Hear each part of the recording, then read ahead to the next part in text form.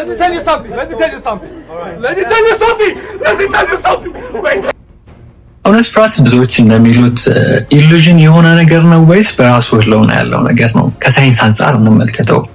በተቻለ መጠን አትፍሩ ሲባል ከተለያዩ መንፈሳዊም ፍልስፍናዊ ሀሳቦችም ሲነሳ ሰምታችሁ ታውቃላችሁ። ከሳይንስ አንግል ያለውን ደግሞ ባጭሩ እንመልከት። ፍርሃት እውነት ነው በራሱ የሆነ ህልውና ያለው አይነት ስሜት አይደለም፣ ግን እንዴት እንደሚሰራ ከሳይንሱ አንጻር ባጭሩ እንመልከተው።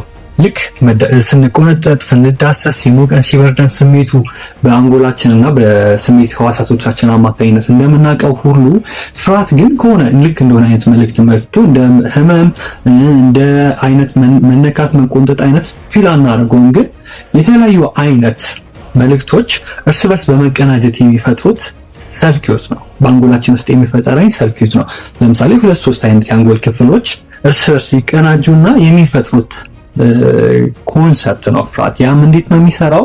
ለምሳሌ የመጀመሪያ አንጎል ክፍል ህመም ሲፈጠር ወይም የሆነ አይነት አደጋ ሲደርስብን ያንን መልእክት ይቀበላል። ከዛ በኋላ ደግሞ ፕሪቪየስሊ ከኛም ሊሆን ይችላል ከአንሲስተሮቻችንም ሊሆን ይችላል ፕሪቪየስሊ ሪከርድ የተደረገ ለምሳሌ በተፈጥሮ የምናውቃቸው ፍርሃቶች አሉ አይደል? ለምሳሌ ገደል ሲያይ ህፃን የሚሆን አዋቂ ሁላችንም እኩል እንፈራለን። እንደዚህ አይነት ነገሮች አሉ። እሱም ደግሞ ይህ አይነት ስሜቶችን ደግሞ ያን ነገር ተከትሎ ደግሞ ለምሳሌ ገደል ስሜት የሚሰማን የድንጋጤን ስሜት ደግሞ ያንን አሶሺየት የሚያደርግ ደግሞ ሐሳባዊ አእምሮ ክፍል አለ። ያ ደግሞ የሚያደርጋል ይህ ሲፈጠር እንደዚህ ያለ ይላል።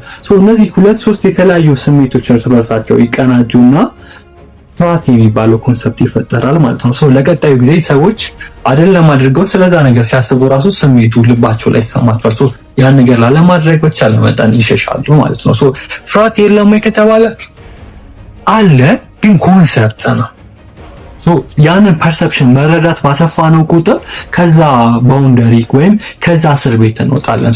ፍርሃት ምንለው ኦፍኮርስ እንደ ሌሎቹ ከውጭ የሚገኝ አይደለም፣ ነገር ግን ውስጣችን የተፈጠረ ኮንሰፕት ነው። ያ ኮንሰፕት አለ፣ ያ ኮንሰፕት ነው ፍርሃት የምንለው። ያ ኮንሰፕት በንቃት በማስተዋል በልምምድ ሊጠፋ የሚችል ነገር ነው።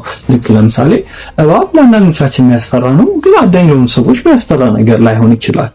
ምክንያቱም እንዴት መከላከል እንደሚችሉ ስለሚያውቁ ማለት ነው። የዛን ጊዜ እነሱ የአበባ ፍርሃት እየለቀቃቸው ይመጣል ማለት ነው። ወይም ሌላም ነገር ከሆነ ከከፍታ ላይ መዝለል በልምምድ ሊጠፋ ይችላል። የኮንሰፕቹዋል የሆነው ነገር ሞር ስሜታችን በተቃኘ ቁጥር እየጠፋ የሚመጣ አይነት ስሜት ይሆናል ማለት ነው።